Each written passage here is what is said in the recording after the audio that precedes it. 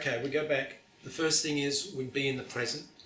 The second thing is we recognise the characteristics of these hindrances, in this case ill will. So we can recognise this is an unwholesome mental state and it's actually ill will. The next thing is you recollect the disadvantages of this mental state, because remember, with the mental state comes with, it's like it's got a script that sucks you in, and you think, it's like you get caught up with it so easily. And it seems justified if it's angry. It seems like, of course you're entitled to yell back, right? So you have to remember the disadvantages. You have to reflect on them as a counter to all the belief, the habitual belief we have in these dud minds. So you recollect on the disadvantages. This can never lead to my well-being. I can't get bright, I can't get happy.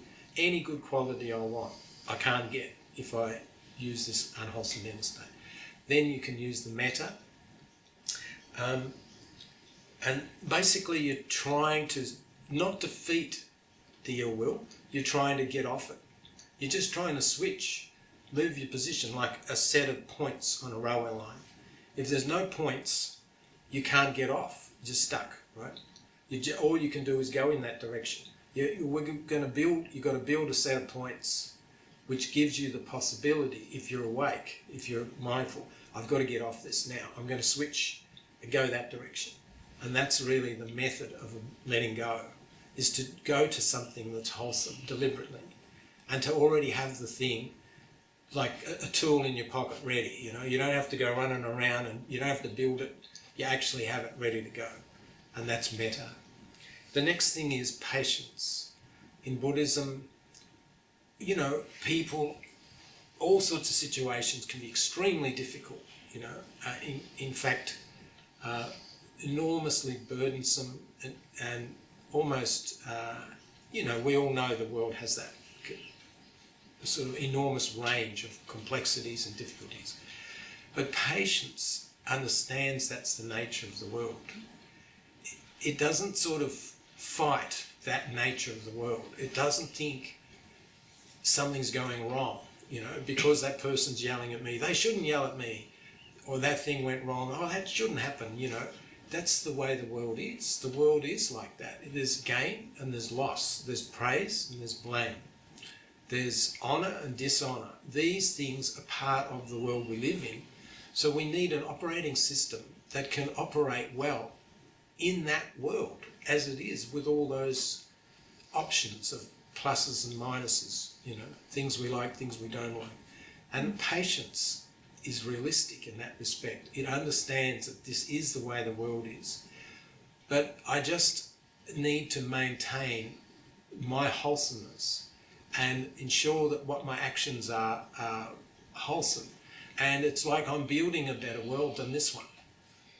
I'm building a world that will be a lot easier and won't have so many difficulties. And the world that I'm building is my internal world. I'm building a world where I can deal with life, and life doesn't destroy me every day in that way. So it's an internal world that's well equipped to deal with a difficult world, the external world. Patience. We have to understand patience.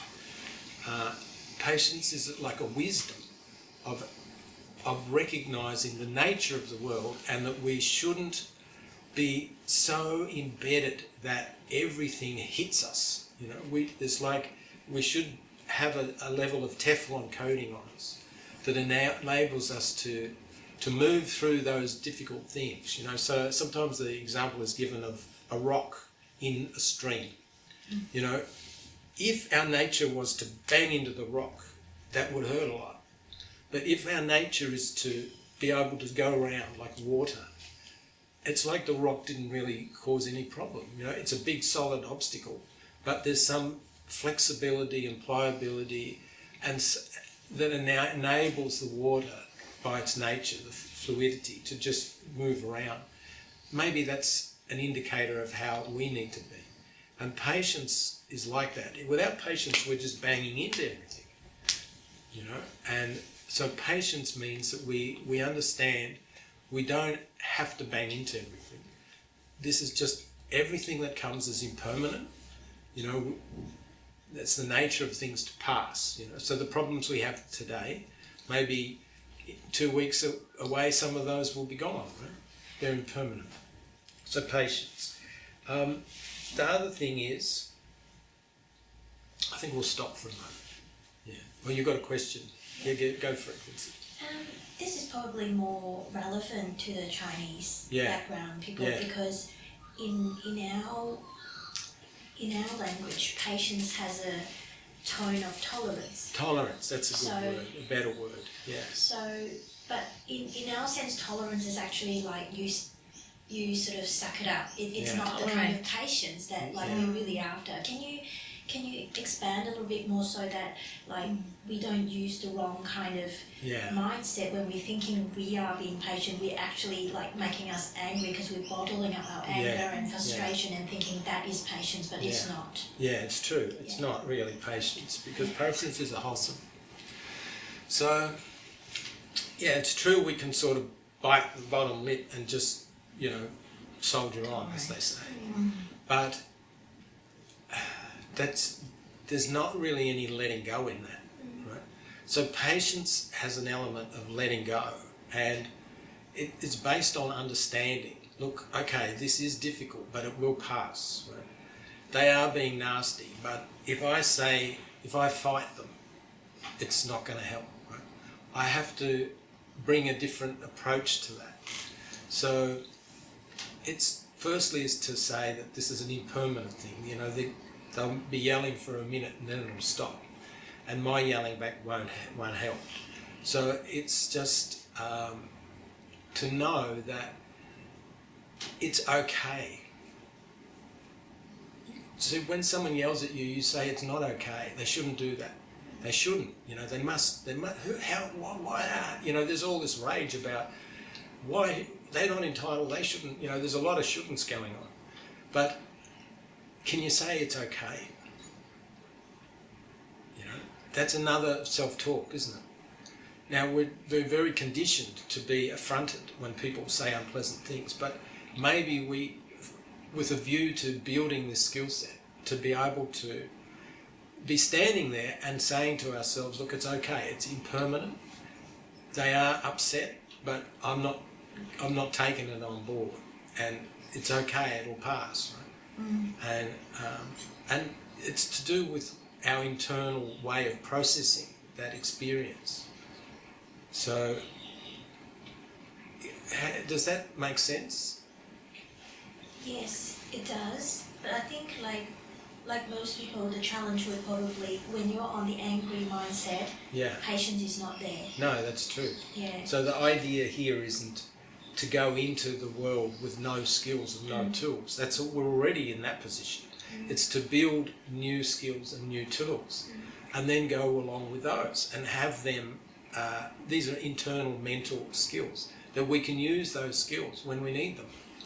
So if we build the mind of metta, definitely that's available to us. It's like you have to switch it on and it's going to help. You can build patience, and patience is a way of looking at things, firstly. It's not to think that they shouldn't do it. Yeah, there's a rationale around that, but it's about how do I deal with this in a way that it doesn't do any damage, and that I don't react and make the situation worse. Right? So what's a way which has some is sober, and it knows that it's difficult, but it can navigate that without becoming unwholesome. So it's one way is, if possible, you can reflect that people can be under a lot of stress, a lot of difficulty. They have their own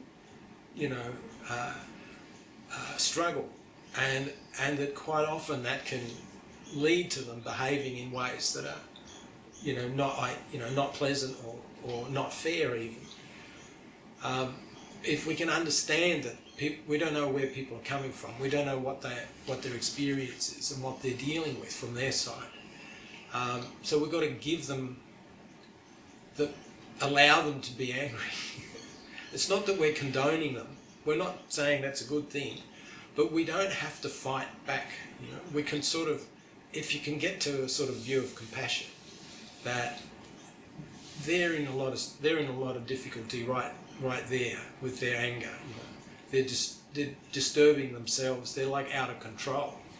So I don't want to add to that. I don't want to make that any worse. So it's like my position is to be kind to myself in that situation. And you have to build it as a skill. You have to learn, try it out, right? Try it out on little things that aren't so in your face, and build a way of managing with little things where you find you can maintain a wholesome mental state. Then bring that new skill to something a little bit more fierce or difficult.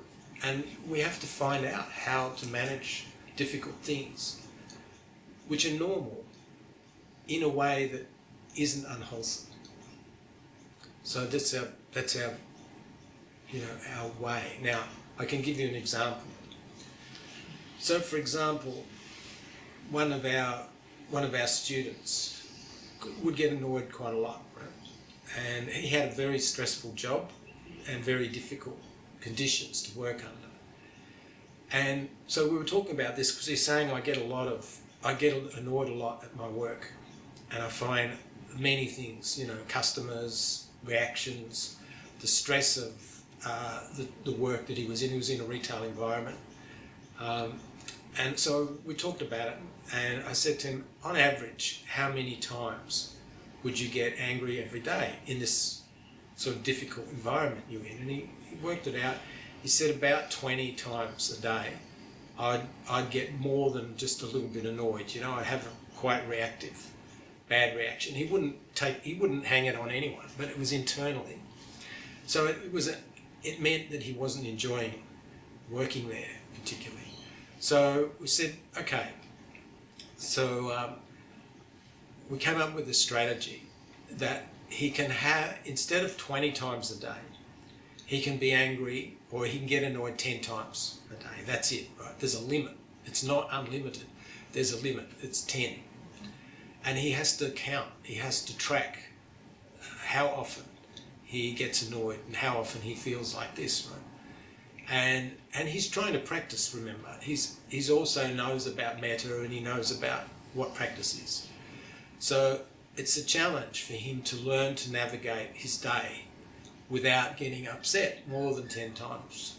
And so he said, all right, I'll do it, all right? And I said, and that's the limit, 10. You can't be upset more than 10. So he had to learn how to be in the same circumstances, the same environment, but to moderate, to have some level of restraint, to have some level of patience and loving kindness, enough that he could limit this to 10 times. And actually within a week he said, I can do it, 10 times. If I'm tracking it like this and I'm being deliberate and I have a plan and I have a strategy, I've found that I can do that. So he used to have little black beads, was it? Buttons. And every time he's angry, he'd put the button, well, if it was at home, he'd put it on his altar. So that was his method of keeping count. And so he tracked it.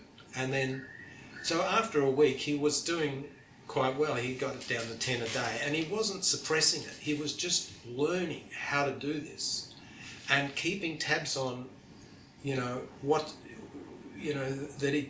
there's a limit. I'm not accepting that I can just do it whenever I want. I'm putting a limit on it. How long did it take? It took him about a month. Maybe. Yeah, I think so. Yeah. After a month, he got it down to like 2 times a day. 2 buttons a day, So he was learning how to operate in a way that he wasn't using his angry mind. He had found other options. And that's what it is. It's about having other options and learning them and then using them and building that skill set as a new mental skill set. And I think he got to the point where he wasn't getting at that level that he'd identified at all anymore. But obviously there was another subtler level. It wasn't as full on. He'd cut that level off, but he had to go down to another level, and then it could start again. He had to start investigating and having a real strategy about how to manage my anger, having a plan and working on it. And this was, so he learnt about his own mind, and he learnt about his own way of reducing the unwholesome and increasing the wholesome. So the same with patience. It's about, you have to build an operating system that has some of those elements in it. And maybe, I think it's very helpful to measure things, because then you can track whether you're actually improving. So we're looking at ways of learning, obviously, to let go of ill will, but eventually with the idea of abandoning ill will.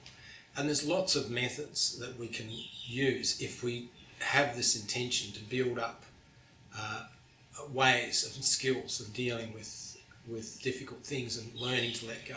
So one thing I've noticed that's quite helpful is, so say my mind is dwelling on a negative. So I will pick something that I actually really like, and I'll think about that deliberately. So there's something that always brings a lot of fun to my mind is my grandkids and my granddaughters. And so even if I just think of them, I'm smiling.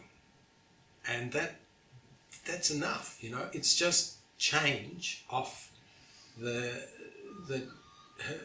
gramophone record going round and round and round on the same thing. Pick something that's delightful, that you do like, you do enjoy, or brings you fun, or brings you relief, or that's essentially wholesome, you know, like not something that's, you know, well, look, so in the case of me, that would be something that would be actually very powerful. And it brings a sense of delight. It lightens me up. It takes the seriousness of the unwholesome. The unwholesomes are very serious. Like annoying mind is taking the problem very seriously. It's so much serious that it doesn't like it. It's very serious. So if you pick something that's frivolous that you like, or joyful that you like, and just think about it, sit down for 2 or 3 minutes and think about that, it completely shifts your whole mind. And the point is, you've interrupted the stream of the unwholesome. So it's like you've weakened it. You've weakened the strength of it. So once you get back up and get on with what you're doing, yeah, your mind might go back to the annoying thing briefly, but you're in a much better position to just leave it, let it go, not jump into it, not play with it, not get back on board and go down that track again. It's like you've given your mind enough time to recover from being annoyed, that you've now got a sort of a stable platform. When the annoyance comes back, it's not too difficult to move on. So it's things like this. It's about the skill of changing to a different mental state, which is a wholesome one, and allowing the other one to recede in your awareness and be less predominant. And also, I think, Simon, you can talk the same sort of thing, the skills or the attitudes that will help to give up and not cultivate the unwholesome. So the beginning of how we do that is we have to make a decision in our minds that we're going to really get good at sending metta, for example. It's always good to start with one thing at a time, because it's much clearer. If there's too many things, it's all too much, and we don't engage in the process. But what you have to do is you have to get professional about these practices. It's almost like someone is actually paying you to be really good at metta. And so then that starts to change the way that you think about it. You go, oh, okay, so my project is I'm going to be really good at metta. So that means, therefore, I need to have a practice of doing it every day. It also means that I have a process where all the challenging people in my life I'm going to reduce that level of challenge. So, I know who they are, and I know exactly what they how they press my buttons. So I'm going to start to think about how I can use metta in order to reduce those situations. So you get very deliberate and explicit about the practice. If you can cut those people out of your life, like if you feel like they're generating a lot of a negative mindset, is that the right thing to do, or is it from a Buddhist perspective, or is it better if you can cut them out? Would that be a Buddhist thing to do? Yes, I mean, I don't know if it's your parents, maybe not so simple. But look, if relationships are toxic, and if it's, from your view, it's basically coming a lot from the other person, then it's not beneficial. It's not going to help them. It's definitely not helping them, because they're contributing negatives and making karma for themselves in the future, which is not pleasant for them, and it's detrimental to you. So in that circumstances, you're better off to not maintain that relationship, because it doesn't contribute to anyone's benefit. It's not going to help them be well and happy. It's certainly not going to help you be well and happy. So generally in Buddhism, if that is the scenario and there's no prospect that the relationship would somehow improve, that would be the case. So I think we have the example of one of our members was kind of estranged from their family because they'd had a lot of problems for many years. But when she learned about Buddhism, she kind of reviewed it, and she decided that whilst probably she didn't think to just really go right back into a family life with everybody, but she wanted to heal a lot of the damage. So she set up something where, knowing what she was doing and already knowing the problems that she could encounter, and that she was going to be prepared for that and have minds of loving kindness and patience and so on. So she arranged to meet one of her sisters and start to catch up with them, have a cup of coffee every now and again. And in a way, it's like she was gradually able to start to make that relationship workable again. There was still a lot of reasons for the problems to be arising, but she was able to sort of deal with them, let them go, and gradually they sort of renewed their relationship, and it became a lot easier, because from her side she was deliberately trying to heal the relationship. Like, one of the two people had a very wholesome agenda, and that meant that instead of it being like a battle, it was like a process where one was allowing the other one it was allowing the relationship to happen without damaging each other. And then eventually they invited the second sister to come, and they started all meeting again. So they sort of re-engineered the dynamics within that group of the family in a way that they could move forward, even with the history that they had. And even she said, I still didn't really like them. They still annoyed me, but it didn't matter. I had something that I wanted to do that was more important, which was to generate harmony with my family. And she did it. And I don't know, I haven't spoken to her, but at the time she was very grateful that she'd been able to find a way to heal. Maybe not everything, but enough that they could move forward to get as a family and start to recommunicate. So that's an example. There's another one which we've used. So say, for example, particularly in ourselves, if there's a habit that we notice that there's a negative behaviour that we have, or a way of reacting to particular people or a particular person or in a relationship, there's one option that can contribute, can improve that, is to be very deliberate, to sit down and to consider what your behaviour is, and then to analyse the disadvantages of that type of behaviour from your side, right? Not as a self-criticism, but as a way of being able to overcome that. To look at all the ways that type of behaviour is not beneficial. How does that harm the other person? How does that harm yourself? And so it's like considering the disadvantages. It's like you're trying to educate your mind about that behaviour, because a habit is sort of like, there's no sort of critical process we have. We just accept our own mental habits and our own behavioural habits. So it's trying to educate ourselves about our own habits that are no good. Then, so say 2 minutes of considering the disadvantages. Then you do like a minute of something you like. So something nice, you know. So you just stop and you go and do something for a minute or 2 minutes of something that's pleasant. Then you come back and you sit down and you do 2 minutes of visualising how you should behave. What is the way you would like to behave in that situation? What would it look like if you were, you know, behaving on a wholesome mind? If you were contributing love into that relationship instead of whatever it is that you were contributing. And it's like teaching your mind another option apart from the one that you've been using. It's like training your mind of why to not use this one and then what you should be doing. And you do it every day.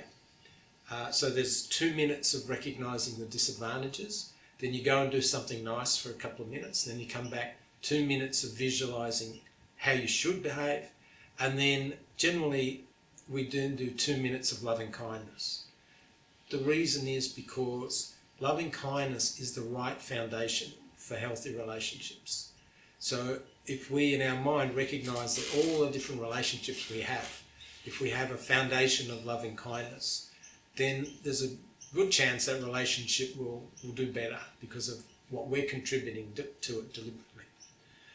So I think the point is that these are deliberate, specific practices that we can do, which empower us and build skills, so that we're not at the mercy of our habitual unwholesome minds. We're reflecting, we're investigating, we're training ourselves in other types of behaviour, which is like building more tools, building more skills, building better attitudes.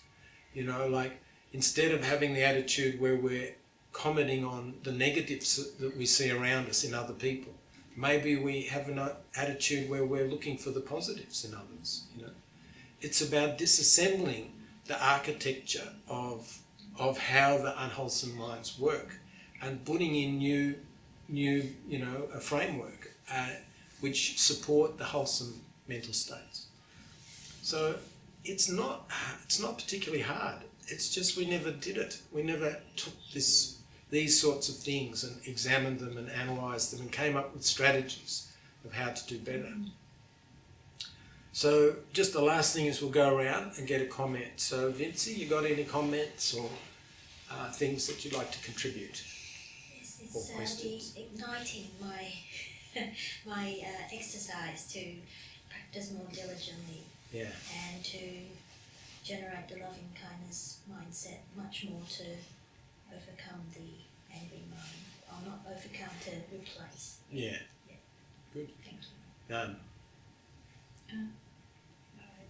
That's all right. It's been very relevant and very applicable to Good. my life Yeah. at the moment and going forward as well. It's good. Connie? We have to be very deliberate in building good relationship with people. Yes. So other than the conventional things that we can do, like metta is one of the things that can help with relationship building. So Mark? Thank you for today's class. Thank you. As Simon said, and we need to understand the seriousness of the hindrances, and I need to make a commitment, and practice the metta, the loving kindness. Because I was thinking, it's an antidote to all the hindrances. That's correct? Yes. Yes. Thank you. Sounds good. Simon, you got any final comments? Yeah, what you said before is we have a lot of negative habit energy, so you can just go about changing each one of those things that we habitually give rise to negative mindsets. So and your partner is a really good way of doing that because Yeah, they're there all the time. Yeah, you can. So That's a very good. you reflection. can use that. You can use what some of the things that you do to improve your relationship. If you're able to do it in lots of ways with one person, then you've built a whole set of things that you can apply in many circumstances with many different people. Absolutely, yeah. All right, terrific. Thank you. It's lovely to see you, and I wish you every success in abandoning the hindrance of ill will.